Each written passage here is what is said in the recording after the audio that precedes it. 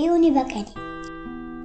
შენი აზრით, როგორი შეიძლება იყოს ზღაპრის მუზეუმი? იუნიბაკენის ზღაპრის მუზეუმს ქვია შვედეთში.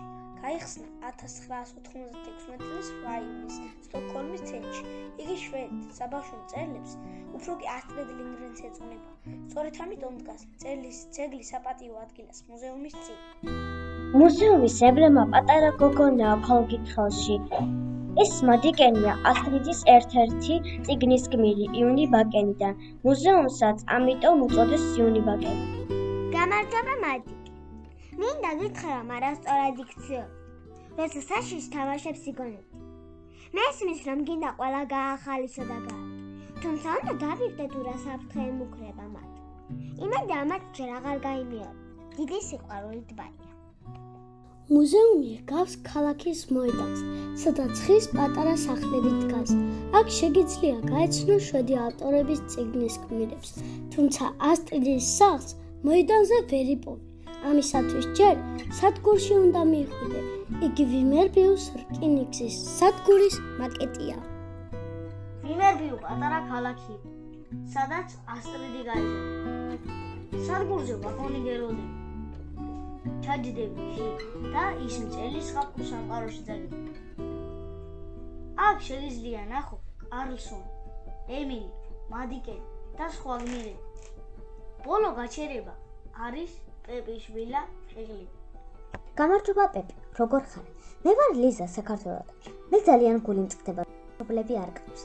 მაგრამ თავარი ისა, რომ შენ მხიარული და კეთილი გული გაქვს. უბრალოდ ახალიცებს შენს მეგობრებს, ტომს და ანკას. მე ძალიან მომწონს შენი ცხოველი. ცხენი და ბატონი ნელსონი მაიმი. პეპი, შენ მომაცი გოგო. ეხლა კი დროებით უნდა დაგემშვიდო. სიყვარულით ლიზა. გამარჯობა პეპი. მე ემილი ბაკურაძე ვარ, საქართველოდან. 9 წლის. სკოლის ღონისძიებაზე შენი როლი შემხვდა და ძალიან გამიხარდა. მეცადე კარგად შემესრულები. სამწუხაროდ შენ წიგნი ბოლომდე არ წამიკითხეს, მაგრამ ვპირდები, რომ მალე წავიკითხო. დიდი მადლობა თავგადასავლისთვის. მისი წიგნების ხატვა შექმნა. გზაში შეგიძლია ხმოვან ტექსტ მოусმინო. შენ მიერ არჩევ ენას. შვედურ ენაზე კი მას თავად ასტრიდი კითხვა. ერთი დღე იუნიბაკენში. წავიკითხე იუნიბაკენის ზღაპრის მუზეუმის შესახებ და გადავწყვიტე. მენახა ეს ადგილი.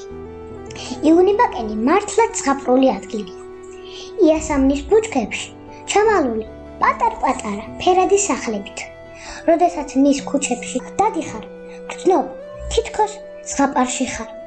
იქ ვნახე ჩემი საყვარელი პერსონაჟები. გავიხსენე მათი ისტორიები. ყველაზე მეტად გამახარა მადიკენის დანახვა. მას ხელში ქოლგა ეჭირა. უკან თავისი საყვარელი დაიკო, ლისაბეტი მოყვებოდა. მე დავუმეგობრდი მათ.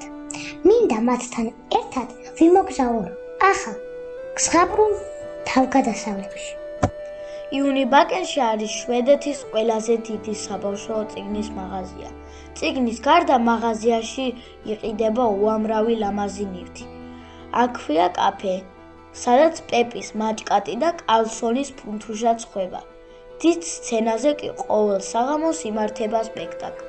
იუნიბაკენი ადგილია, სადაც ცდილობენ ბავშვს წიგნი და კითხვა შეაყვანოს. ადგილი, რომელიც ერთხელ მაინც უნდა ნახო.